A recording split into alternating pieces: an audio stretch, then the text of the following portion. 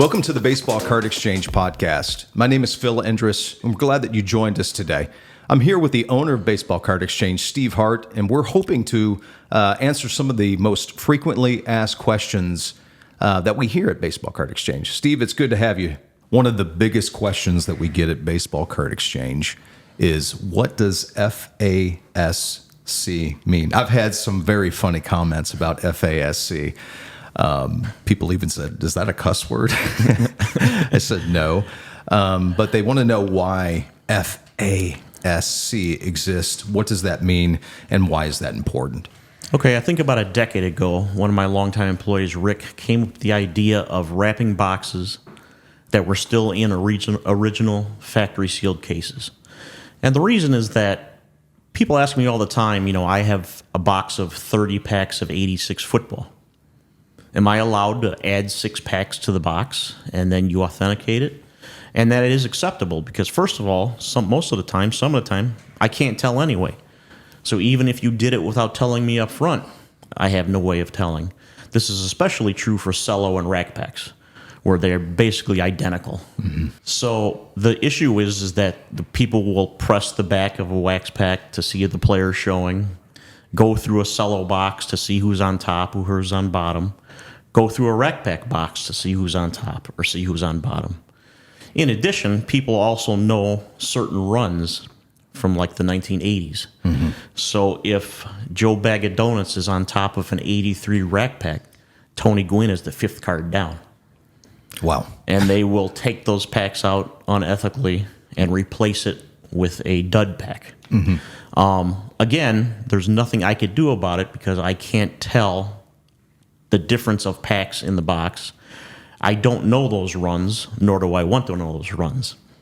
So when you're buying a box from us, what we're telling you is that the packs inside are untampered with and not compromised in any way.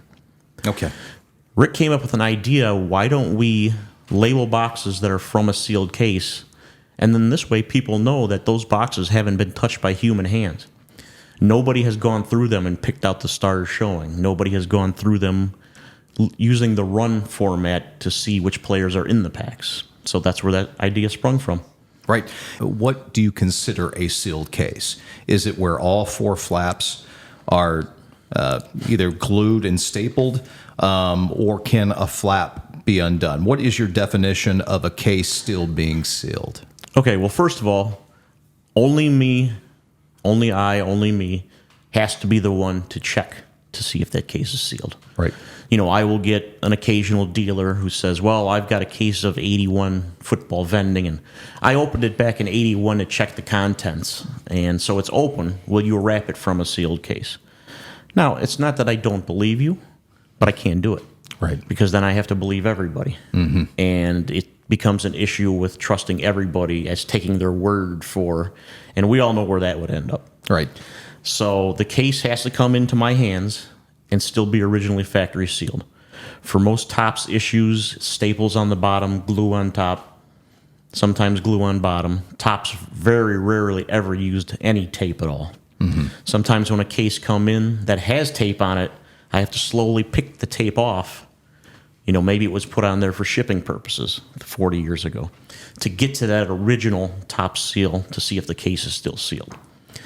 And then the rule of thumb, as far as if a partial flap is open, a staple has busted, is if I can take a box out of the case and then put it back in, we can't do from a sealed case on that. Right. So like a 89 Fleer, which does have tape across the top, sometimes people will say, well, it's split on the ends. Mm-hmm. Does that disqualify it for FASC? Well, almost 100% of the time, there's no way I could get a box out of that case and put it back in. Right. So that's the rule of thumb. Okay. So you've been doing this for about 10 years, you said? Yes. Okay. Yep. So in 10 years, have you noticed that the FASC market has actually grew on its own, meaning that these FASC, BBCE wrap boxes have made their way into the marketplace, And from what I've seen, and I don't know if you would agree with this, there is a premium that are on those FASC boxes. Well, there's definitely a premium. People like to know the fact that nobody has searched them, nobody's touched them. The packs are usually going to be very nice condition. They just feel more confident that they have an original untouched box. Right. And the people that are going to open it feel more confident that they have a better shot of getting the key cards rather than somebody who's probably picked over it years ago. Absolutely. And I think it's probably worth mentioning vending cases. Another question that we get all the time is, can you wrap this vending box for us?